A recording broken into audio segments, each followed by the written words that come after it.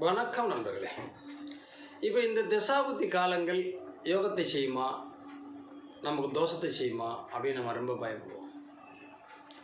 ஒரு திசை நடத்தக்கூடிய கிரகத்துக்கு புத்தி நடத்தக்கூடிய கிரகம் 6-8 இருந்ததுன்னா ஏதாவது கண்டிப்பாக ஒரு பிரச்சனையை கொடுக்கும்.